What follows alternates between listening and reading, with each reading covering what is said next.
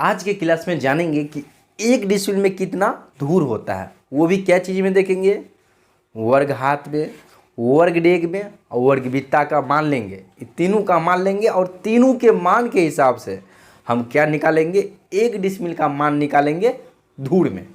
तो इस वीडियो में आपको क्या क्या देखने को मिलेगा कि 1 डिसिमिल में कितना ज़मीन होता है, ये भी जानेंगे।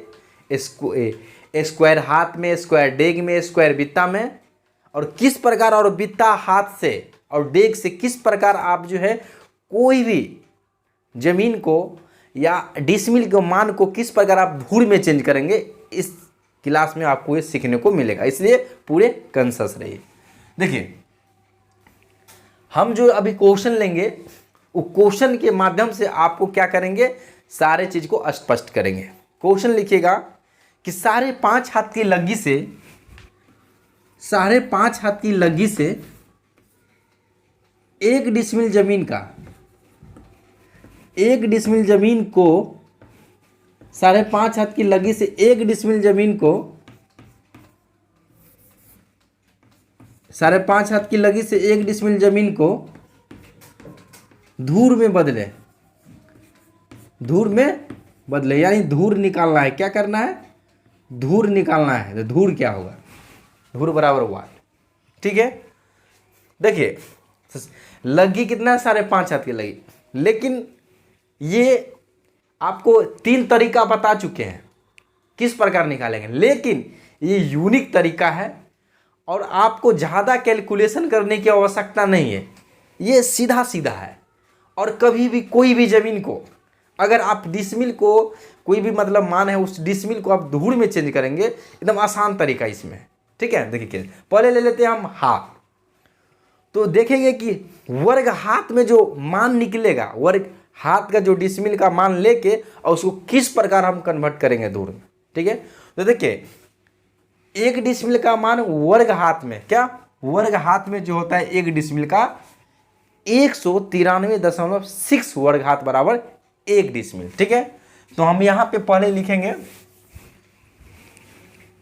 डिसिमिल बराबर 1 डिसिमिल बराबर, ये हम मान जो लिख रहे हैं ना वर्ग हाथ में 193.6 यानी 6 वर्ग हाथ बराबर 1 डिसिमिल होता है। ठीक है, और इसी के मान के हिसाब से हम धूर का मान निकालेंगे और धूर से हम क्या करेंगे, डिसिमिल को कन्वर्ट कर देंगे। डिसिमिल को भी क्या चीज में कन्वर्ट कर देंगे, धूर में। ठीक है, तो देखिए, तो हम उसके लिए हमको सबसे पहले एक धूर का मान वर्ग हाथ में पता करना होगा। तो वर्ग हाथ यानी धूर निकालना है, तो पता है लगी स्क्वायर। यहाँ पे देखिए कितना आसान है, लगी स्क्वायर। तो लगी कितना है, 5.5 हाथ, 5.5 हाथ। अब इसको स्क्वायर करेंगे, डायरेक्ट धूर का मान निकल जाएगा। तो कितना आ जाएगा, 30.25 वर्ग हाथ, वर्ग हाथ बराबर 1 धूर। ये धूर का मान आ गया। अब हमको डिसिमिल बराबर निकालना है धूर। ठीक है, तो धूर डिसिमिल को क्या करना है, डिसिमिल को बदलना है धूर में। ठीक है, तो देखिए यहाँ पे देखिए धूर बराबर डायरेक्ट लिखेंगे, डिसिमिल को बदलना है। 1 डिसिमिल में कितना धूर होगा ये। ठीक है, 1 डिसिमिल में कितना धूर होगा ये, इस पे ध्यान दीजिए। ठीक है, तो हमको पता है धूर निकालना है, तो 1 डिसिमिल का मान हम ये मान जो निकालने हैं वर्ग हाथ में निकालने हैं, इसलिए वर्ग हाथ में 1 डिसिमिल का मान लेंगे। जो 1 डिसिमिल का मान वर्ग हाथ में 193.6 वर्ग हाथ होता है। तो इसको क्या करेंगे, हम निकालेंगे। तो 193.6 वर्ग हाथ, ठीक है, को हम क्या करेंगे 30.25 से भाग देंगे। ठीक है, ये वर्ग हाथ यहाँ पे लिखा है। ठीक है, और यहाँ पे भी वर्ग हाथ लिखा है, समझ गए, वर्ग हाथ वर्ग हाथ। अब इसको काटिएगा तो यह आ जाएगा 6.4 धूर। ठीक है, इतना धूर आ जाएगा। तो धूर बराबर, तो धूर यहाँ नहीं लिखेंगे चलेगा। तो देखिए धूर बराबर इतना आ गया, तो फाइनली लिखेंगे धूर बराबर 6.4। अब कल भी जो है पिछले वाले क्लास में बताएं तो आंसर यही है। क्यों आ रहा है यही आंसर, क्योंकि 5.5 हाथ की लगी ही है। अब ये तरीका थोड़ा चेंज है, लेकिन आंसर वही आएगा। इसमें आप लोगों को कोई दिक्कत नहीं होना चाहिए। ठीक है, अब यहीं पे आपको बोल देगा कि हमको 1 डिसिमिल का नहीं, हमको निकालना है कितना डिसमिल का, हमको निकालना है 10 डिसमिल का। तो 10 डिसमिल में कितना होगा, जब 1 डिसमिल का मान हम धूर में देख लिए निकाल लिए तो 10 डिसमिल का निकालना आसान है। तो 10 डिसमिल बराबर धूर निकालेंगे तो सीधे कर देंगे 6.4 गुने 10। ठीक है, ये देखिए, तो ये क्या करेंगे, दशमलव उड़ाएंगे तो यहाँ पे एक 10 आ गया, 10 से 10 कर गया, यानी 64 धूर हो गया, 64 धूर हो गया। ठीक है, नहीं यहाँ पे दिख रहा है तो यहाँ समझिए 10 डिसमिल में जो होगा ना, 10 डिसमिल में 64 धूर, 10 डिसमिल बराबर 64 धूर होगा। समझ गए। इस प्रकार जितना डिसमिल का निकालना है, 1 decimal, 2 decimal, 3 decimal, 4 decimal, 1000 decimal, 1,00,000 decimal आप आसानी से निकाल सकते हैं। ठीक है, तो ये तरीका हो गया। फिर एक तरीका तो देखें ये, ठीक है, एकदम सिंपल तरीका है। फिर एक सिंपल और तरीका लेते हैं। ठीक है, तो अब हमको सवाल जो है ना, सवाल भी जो है आपको ही लिखिएगा सवाल। देखिए सवाल यही है, लेकिन इसको बनाने का तरीका हम चेंज कर रहे हैं, डिसमिल का मान चेंज कर करके, क्योंकि हो सकता है कि 1 डिसमिल का मान पता हो, दूसरे यूनिट में भूल जाए, या आपको कहीं कहीं आवश्यकता पड़ जाए। आपको अमीन है तो आपको ये चीज़ आना चाहिए। ठीक है, तो हम यहाँ पे डिसमिल का मान, 1 डिसमिल का मान अब हम ले लेते हैं वर्ग हाथ में। क्या चीज़ में, वर्ग हाथ में। ठीक है, देखिए वर्ग हाथ में तो ले लिए, अब हम लेंगे क्या चीज़ में लेंगे, जब वर्ग हाथ में निकल गया हमको, ठीक है, तो हम ले लेंगे अब वर्ग बित्ता में। ठीक है, क्या वर्ग बित्ता में, वर्ग डेग में ले लेते हैं। इससे पहले वर्ग डेग में ले लेते हैं। तो वर्ग डेग में होता है, वर्ग डेग 57.6 वर्ग डेग। ठीक है, डेग बराबर 57.6 वर्ग डेग बराबर 1 डिसमिल।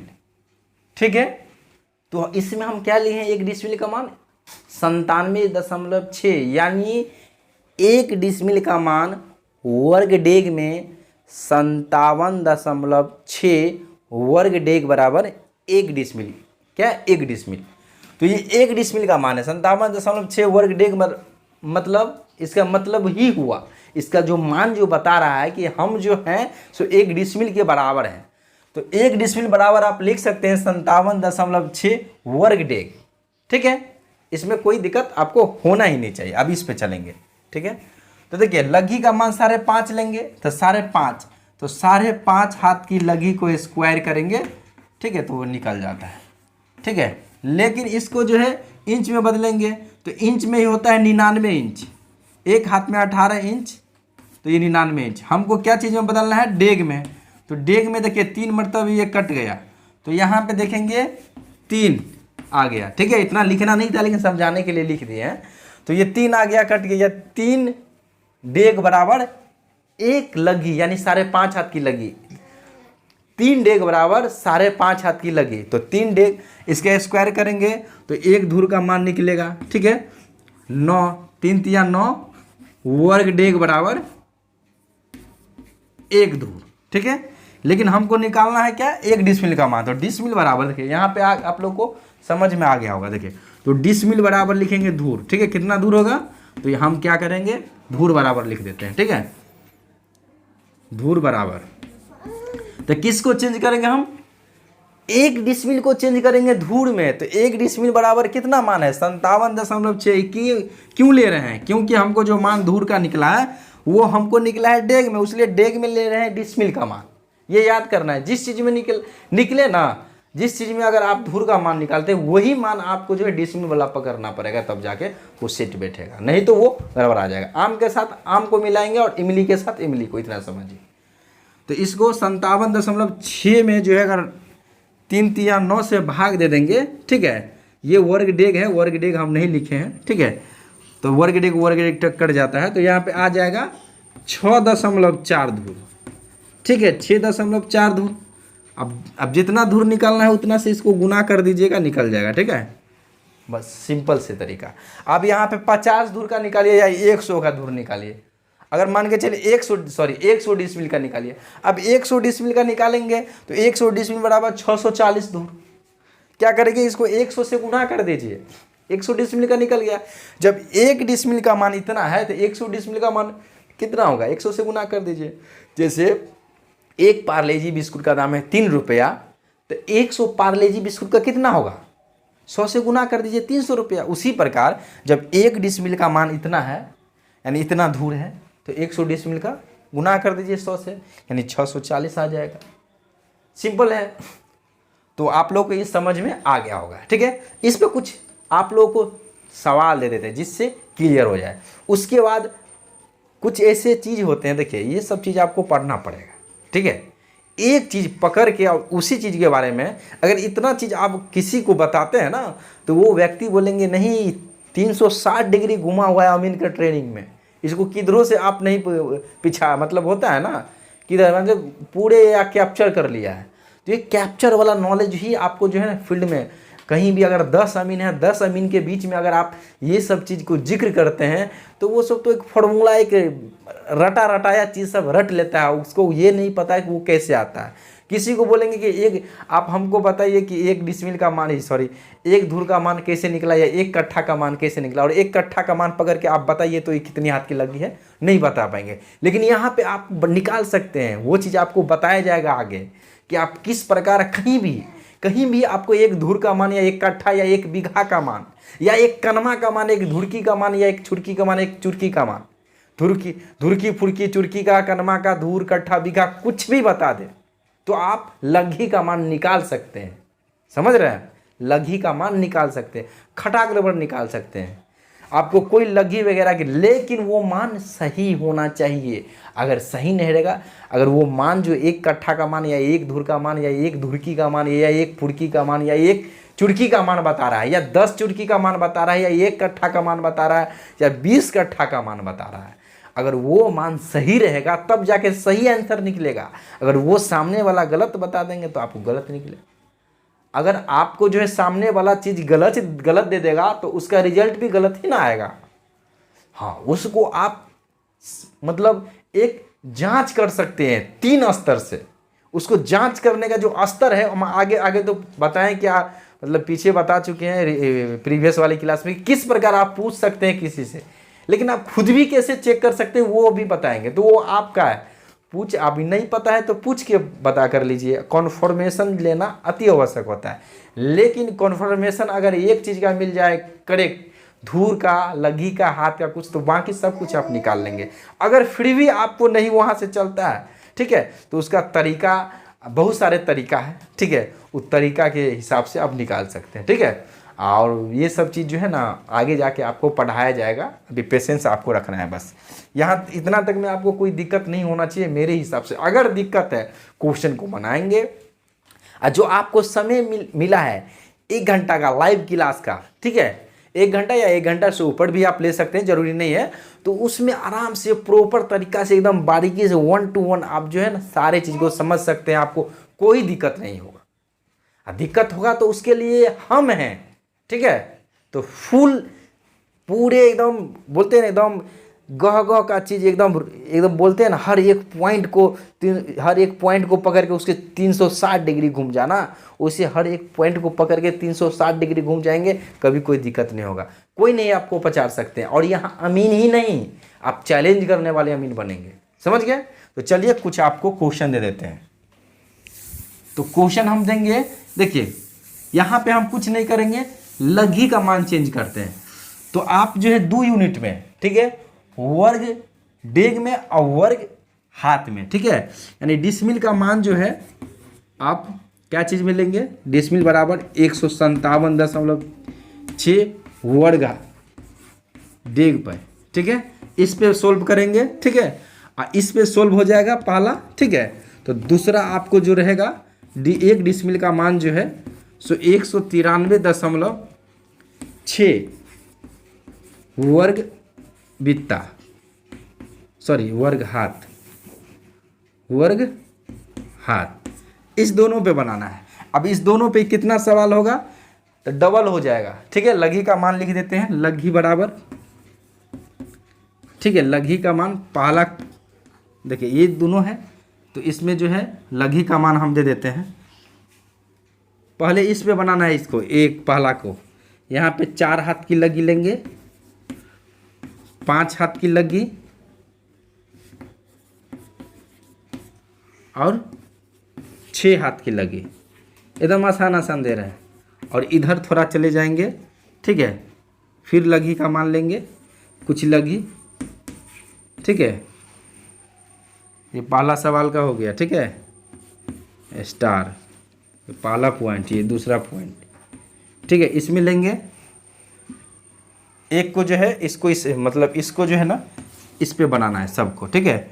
यहाँ पे दे देते हैं 4.5 पहला, 4.5 हाथ की लगी, दूसरा 5.5 हाथ की लगी, तीसरा 6.5 हाथ की लगी और चौथा 7.5 हाथ की लगी। नहीं दिख रहा है तो हम जो बोले हैं उसको नोट कर लीजिएगा, ठीक है।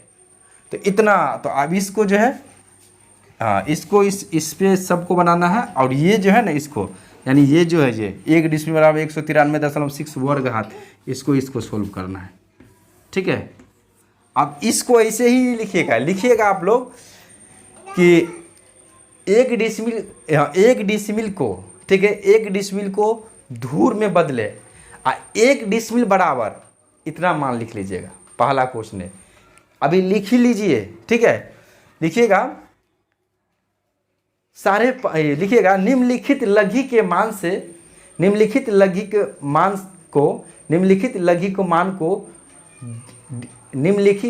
मान से 1 डिसमिल को, ठीक है, 1 डिसमिल को धूर में बदले। यहाँ पे ब्रैकेट में लिख लीजिएगा, जैसे एनसीईआरटी के बुक में रहता है, जैसे थीटा का मान, सॉरी क्या बोलते हैं, पाई का मान 22/7, उसी प्रकार यहाँ लिखेंगे डिसमिल बराबर 157.6। और दूसरा में भी फिर लिखेंगे वही रहेगा, ठीक है, कि निम्नलिखित हाथ की लगी से 1 धूर का मान ज्ञात करें।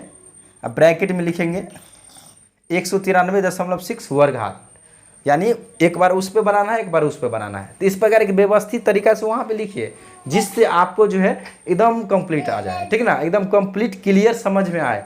और वो फेयर में लिखना है, फेयर करना है, कॉपी एकदम प्रॉपर तरीका से तैयार होना चाहिए। वो आपको फायदा करेगा, वो आपको तो ये नहीं कि ले लिया जाएगा, लेकिन वो चीज़ आपको ज़िंदगी भर काम देगा।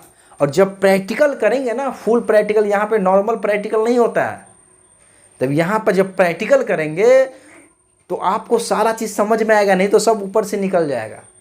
जब भी आपको बोलेगा ये चीज़ कराया जाएगा, खटाक रबड़ सरसरी नज़र से देखेंगे, सब दिमाग में आ जाएगा।